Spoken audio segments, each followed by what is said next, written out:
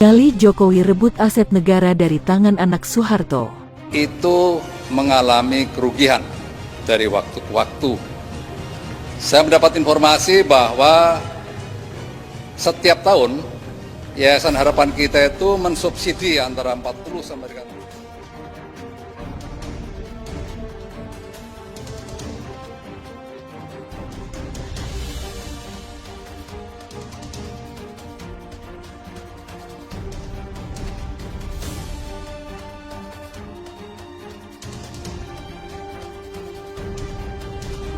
Sejak reformasi di tahun 98, belum ada satu presiden pun yang berani mengusik warga Cendana. Pertama, karena mereka menghormati mantan Presiden Soeharto, yang biar bagaimanapun selama 32 tahun memimpin Indonesia punya pengaruh besar di hati para politikus di negeri ini.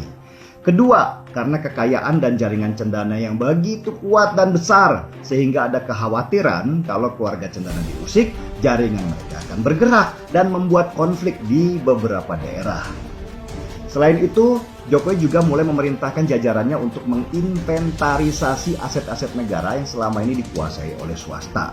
Undang-undang KPK dia revisi supaya KPK bisa fokus mengawal pengambil alihan aset ini. Mau tahu berapa nilai aset yang dikawal oleh KPK itu? Dari GBK, Kemayoran, Granadi, sampai Taman Mini, total nilai aset itu sebesar hampir 600 triliun rupiah. Gede banget. Istana negara kita yang Bapak Presiden Jokowi berkantor itu nggak ada title-nya. Nanti kalau tiba-tiba cucunya Dendels datang bilang ini punya saya, bisa. Waktu itu hampir semua kementerian lembaga punya barang-barang milik negara yang dikerjasamakan dengan swasta, menghasilkan penerimaan terus masuk duit pejabatnya, nggak masuk dalam laporan keuangan. Kebijakan Presiden Jokowi mengambil alih kembali aset-aset negara dari anak-anak Soeharto menjadi sorotan belakangan. Setelah presiden-presiden sebelumnya belum ada yang melakukan langkah serupa seperti Jokowi. Pemerintah di bawah Presiden Jokowi mengambil alih sejumlah aset yang dikelola mantan Presiden Soeharto dari Taman Mini Indonesia Indah, TMI, yang tengah ramai diperbincangkan sampai ke Gedung Granadi dan Villa Megamendung. Pengambil alihan aset Taman Mini sudah dituangkan dalam Peraturan Presiden, Perpres Nomor 19 Tahun 2021 tentang mengambil alih pengolahan TMI yang diterbitkan Presiden Joko Widodo. Taman Mini Indonesia Indah, TMI, dikelola oleh Yayasan Harapan Kita selama 44 tahun. Yayasan ini didirikan oleh istri Presiden RI kedua Soeharto, yakni Tien Soeharto melalui keputusan Presiden, Kepres 51 tahun 1977. Dalam proses pengambilalihan ini, Taman Miniatur Indonesia itu tetap beroperasi seperti biasa. Hanya saja, Yayasan Harapan Kita harus memberikan laporan pengelolaan selama ini kepada tim transisi dalam jangka waktu 3 bulan. Dalam masa transisi, TMI tetap beroperasi. Staf bekerja biasa, mendapat hak keuangan dan fasilitas seperti biasa, tidak ada yang berubah.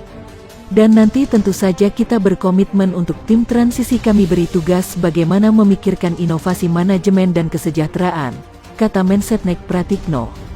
Direktorat Jenderal Kekayaan Negara Kementerian Keuangan mencatat aset tanah yang ada di TMI bernilai 20,5 triliun rupiah. Aset lainnya seperti dari bangunan milik 10 kementerian, lembaga, museum yang dan 31 anjungan milik Pemda masih dihitung nilainya. Pemerintah geram karena aset TMI tidak pernah menyetorkan penerimaan negara bukan pajak, PNBP, walaupun pajak tetap dibayarkan. Diharapkan nanti setelah menjadi milik pemerintah bisa berkontribusi terhadap pendapatan negara. Penerimaan negara ada 2 pajak dan non-pajak. Selama ini memang PNBP tidak pernah disetorkan, kata Direktur Barang Milik Negara DJKN, Encep Sudarwan pekan lalu. Yayasan Harapan Kita tidak pernah bayar PNBP karena dalam Kepres 51 tahun 1977 belum diatur soal PNBP. Menurut Encep, jika sudah diambil alih akan jelas kontribusi PNBP terkait kontribusi penggunaan aset barang milik negara. Kepala Staf Kepresidenan Muldoko mengemukakan salah satu pertimbangan pemerintah mengambil alih TMI karena faktor kerugian yang dialami setiap tahun mencapai 50 miliar rupiah. Ada kerugian antara 40 sampai 50 miliar per tahun. Itu jadi pertimbangan, kata Muldoko. Sementara, Sekretaris Yayasan Harapan Kita, Tirasa Sangka Putra mengatakan, selama 44 tahun mengelola TMI pihaknya tidak pernah menggunakan anggaran negara. Pendanaannya dibiayai langsung oleh Yayasan Harapan Kita tanpa bantuan anggaran dari pemerintah, kata Tria dalam jumpa pers di TMI, Jakarta Timur.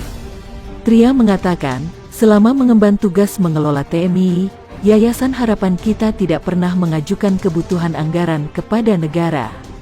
Yayasan Harapan Kita, lanjutnya, menanggung segala kebutuhan untuk TMI. Yayasan Harapan Kita sebagai penerima tugas negara tidak pernah mengajukan atau meminta kebutuhan anggaran dari pengelolaan TMI kepada negara atau pemerintah sesuai amanat Kepres nomor 51 tahun 1977.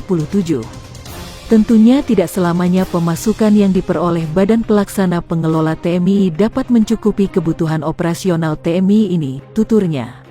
Setelah mengambil alih pengelolaan TMI, pemerintah juga akan mengambil alih aset Gedung Granadi dan Villa Megamendung. Kedua aset ini dimiliki Yayasan Super Semar yang dimiliki Soeharto, tapi saat ini dua aset itu dalam penyitaan negara pada 2018 terkait kasus hukum penyelewengan anggaran negara. Direktur Barang Milik Negara Kementerian Keuangan Encep Sudarwan mengatakan barang yang sudah disita oleh negara itu otomatis menjadi BUMN yang dikelola pemerintah. Gedung Granadi dan aset di Megamendung, sepanjang itu BUMN dikelola DJKN, Direktorat Jenderal Kekayaan Negara, tuturnya.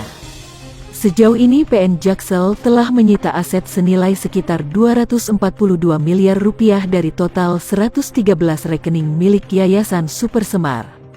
Sementara Yayasan Super Semar diwajibkan membayar kerugian negara sebesar 4,4 triliun rupiah. Direktorat Jenderal Kekayaan Negara, DJKN, Kementerian Keuangan, Kemenkeu, menyatakan akan terus menagih utang kepada Bambang Trihatmojo 50 miliar rupiah. Tagihan dilayangkan lantaran gugatan putra Presiden kedua Indonesia Soeharto itu ditolak Pengadilan Tata Usaha Negara, PT UN.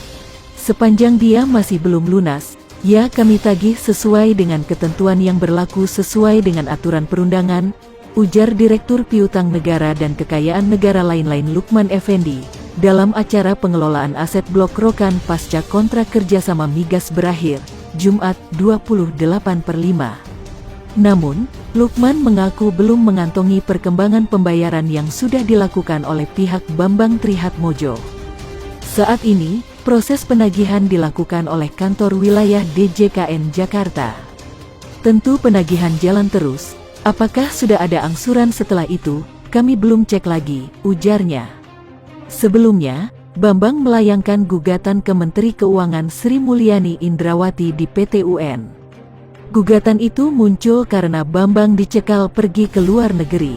Pencekalan tertuang di Keputusan Menteri Keuangan, KMK, nomor 108 KM 6/2020 tanggal 27 Mei tahun 2020.